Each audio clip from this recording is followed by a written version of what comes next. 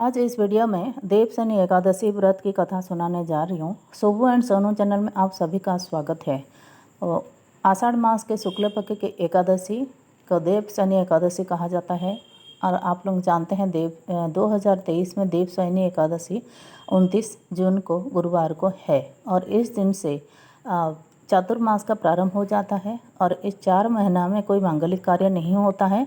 पर ऐसा नहीं है कि व्रत पूजा पाठ नहीं होता है। आप कुछ भी व्रत पूजा पाठ दान करेंगे तो उसका बहुत गुना फल मिलता है। यही चातुर्मास का बहुत महत्व है।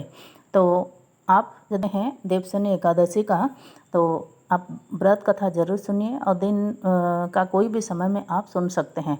तो एक बार युधिष्ठिर महाराज ने श्री कृष्ण से पूछा कि भगवान आप मुझे देवशनि एकादशी व्रत की कथा और महत्व बताइए। तो श्री कृष्ण ने कहना प्रारंभ किया।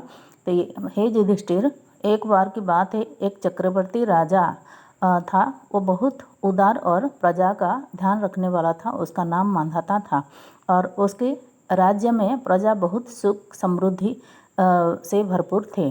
पर एक बार की बात है, राजा के राज्य में बहुत लंबे समय तक वर्षा नहीं हुई और अकाल पड़ गया।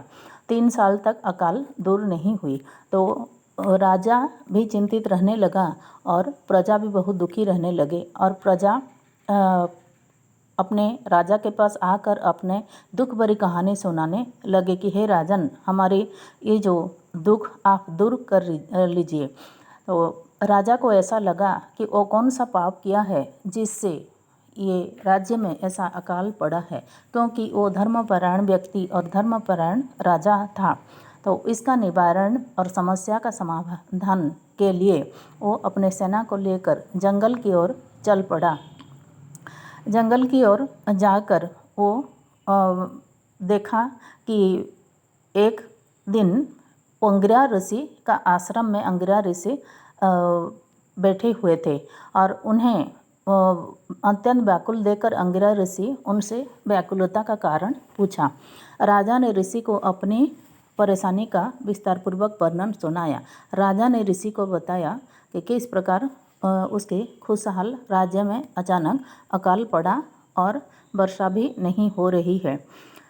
राजा ने ऋषि से निवेदन किया कि हे मुनिवर, मुझे कोई ऐसा उपाय बताएं जिससे कि मेरे राज्य में सुख समृद्धि फिर से लौट आए। ऋषि ने राजा की परेशानी को ध्यानपूर्वक सुना और कहा कि हे राजा, तुम्हारे राज्य में एक शूद्र तपस्या कर रहा है, क्योंकि सतयुग में ऐसा नियम है कि सिर्फ ब्राह्मण ही तपस्या कर सकते हैं। पर शूद्र की तपस्या के कारण तुम्हारे राज्य में अकाल पड़ा है और वो जब तक जीवित रहेगा और ऐसे ही अकाल पड़ता रहेगा, अकाल दूर नहीं होगी। तुम उसको जीवित मत रखो। पर राजा का मन ऐसा काम करने से मना किया और वो मुनि को कहने लगे कि हे मुनिवर, ऐसा मैं कैसे कर सकता हूँ? एक निर्दोष की हत्या कैसे कर सकता हूँ? तो और कोई उपाय आप बताइए जिससे ये अकाल दूर हो सके। ऋषिवर ने कुछ सोचा और कहा कि हाँ, और एक उपाय है जिससे राज्य के अकाल दूर हो सकता है। आषाढ़ मास की शुक्ल पक्ष की एकादशी को तुम पूरे विधि विधान और पूरी श्रद्धा भक्ति से करो और विष्णु भगवान की पूजन करो, तो तुम्हारे राज्य की अकाल दूर हो जाएगी।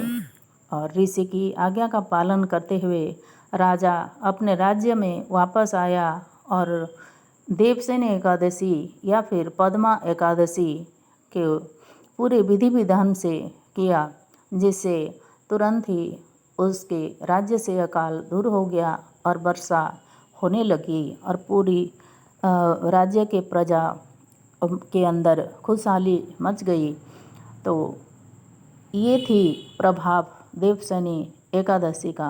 तो आप भी यदि देवशनि एकादशी का व्रत करते हैं, कथा सुनते हैं, आपकी भी सारे पापों का नष्ट होकर सुख समृद्धि बढ़ने लगेगी।